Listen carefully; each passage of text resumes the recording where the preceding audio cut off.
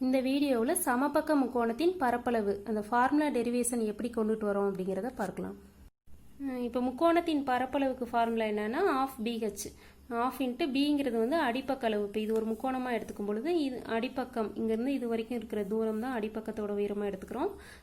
இது வந்து அதுக்கு ஆப்போசிட் உச்சி பக்கத்துலேருந்து அந்த வரையக்கூடிய செங்குத்து தொலைவு தான் ஹச்சாக எடுத்துக்கிறோம்.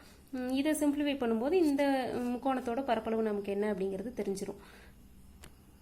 நம்ம இந்த வீடியோவில் பார்க்க போகிறது ஒரு சமபக்க முக்கோணம் இருந்துச்சுன்னா அதோட பக்க அளவு வைத்து நம்ம பரப்பளவு எப்படி கண்டுபிடிக்கிறது, அந்த ஃபார்முலா டெரிவேஷன் என்ன அப்படிங்கிறத பார்க்கலாம். சமபக்க முக்கோணம்னா 3 பக்கங்களும் சமமாக இருக்கும். ஏபி சமம் பிசி சமம் ஏசி, இந்த 3 பக்க அளவுகளும் சமமாக இருக்கும். ஏதாவது ஒரு பக்க அளவு கொடுக்கப்படும் போது இந்த முக்கோணத்தோட பரப்பளவு என்ன அப்படிங்கிறத பார்க்கலாம். நம்ம ஜென்ரலாக ஏபிசி முக்கோணம் எடுத்திருக்கோம். இதோட பக்க அளவு ஏன்னு எடுத்துக்கிறோம். ஏபி இஸ் ஈக்குவல் டு ஏன்னா பிசியும் ஏவாக தான் இருக்கும், ஏசியும் ஏங்கிற ஏ அளவு தான் இருக்கும். இப்போ நம்ம பரப்பளவு கண்டுபிடிக்கிறதுக்கு இதை அடிப்பக்கமாக எடுத்துக்கிறோம். செங்குத்து உயரம் அப்படிங்கிறப்ப நம்ம சியிலிருந்து ஏபிக்கு செங்குத்தாக ஒரு கோடு வரைகிறோம். ஏபி பக்கத்துக்கு செங்குத்தாக சிடி வரைஞ்சிருக்கோம். இப்போ இது அடிப்பக்கம் உயரமாக எடுத்துக்கும் போது இது ரெண்டையும் மல்டிபிள் பண்ணி 2 அளவு வைக்கும்போது இந்த முக்கோணத்தோட நமக்கு பரப்பளவு தெரிஞ்சிடும். நம்ம வந்து இந்த சமபக்க முக்கோணத்தோட பரப்பளவு பக்கம் கொடுக்கப்படும் போது பரப்பளவுக்கு என்ன ஃபார்முலா அப்படிங்கிறத கண்டுபிடிக்கலாம். சமபக்க முக்கோணம் ஏபிசி 3 பக்க அளவுகளும் சமம் ஏங்கிற அளவில் குறிப்பிட்டிருக்கோம். இது வந்து செங்குத்து கோடு ஹச்ன்னு எடுத்துக்கலாம். இப்போ இது வந்து செங்குத்து கோடு சமபக்க முக்கோணம் அப்படிங்கிறதுனால இது வந்து சரிசமமாக பிரிக்கும். ஏடியும் டிபியும் ஈக்குவலாக இருக்கும். இப்போ இது ஏ அப்படிங்கும்போது a/2 இருக்கும். இந்த அளவு வந்து a/2. AD is equal to a/2, DB is equal to a/2. இது வந்து ஒரு செங்கோண முக்கோணத்தை ஏற்படுத்துது இல்லையா, செங்குத்து கோடு அப்படிங்கிறதுனால முக்கோணம் BDC மட்டும் எடுத்துக்கிறோம்.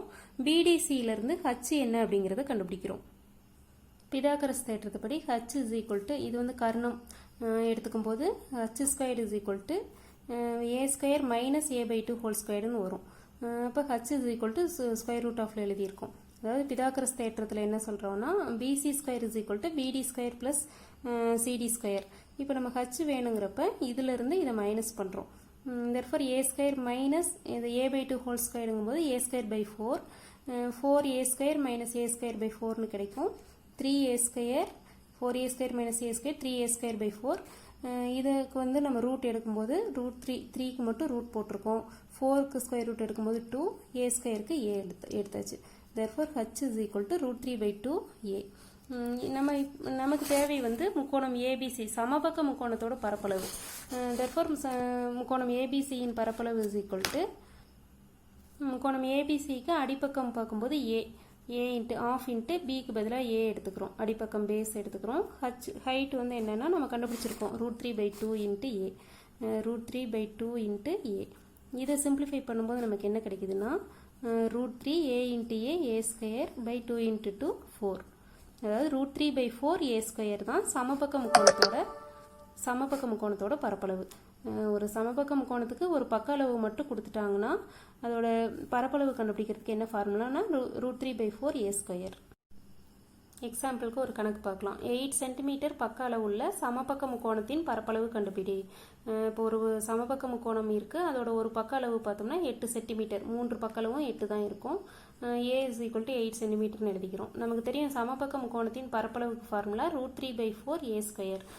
therefore root 3/4 இன்ட்டு ஏவுக்கு பதிலாக நம்ம என்ன எழுதிக்கிறோம்னா 8 இன்ட்டு 8, a ஸ்கொயருக்கு பதிலாக 8 ஸ்கொயர் போட்டுக்கிறோம். இதை சிம்பிளிஃபை பண்ணும்போது 4க்கும் 8க்கும் கேன்சல் பண்ணும்போது 2ன்னு கிடைக்கிது. 2 8 16 root 3 சென்டிமீட்டர் ஸ்கொயர். பரப்பளவுங்கும் போது நம்ம சென்டிமீட்டர் ஸ்கொயர். இந்த ஏரியா வந்து நமக்கு என்ன கிடைக்குதுன்னா 16 root 3. root 3யோட வேல்யூ வந்து 1.732 நம்ம மல்டிபிள் பண்ணி எழுதிக்கலாம். இதோட வேல்யூ 16 root 3 சென்டிமீட்டர் ஸ்கொயர். இப்போ ஒரு சமபக்க முக்கோணத்தின் பரப்பளவு பக்க அளவு கொடுக்கப்படும் போது பரப்பளவுக்கு என்ன ஃபார்முலானா root 3/4 a ஸ்கொயர். அடிப்பக்கமும் உயரமும் கொடுக்கப்படும் போது ஆஃப் BH போட்டுக்கிறோம். சப்போஸ் ஒரு சமபக்க முக்கோணத்தில் குத்துயரம் அதாவது செங்குத்து கோட்டோட அளவு மட்டும் கொடுத்து நமக்கு பரப்பளவு கேட்டாங்கனாலும் நம்ம இதிலிருந்து ஏ என்ன அப்படிங்கிறத கண்டுபிடிச்சிக்கலாம்.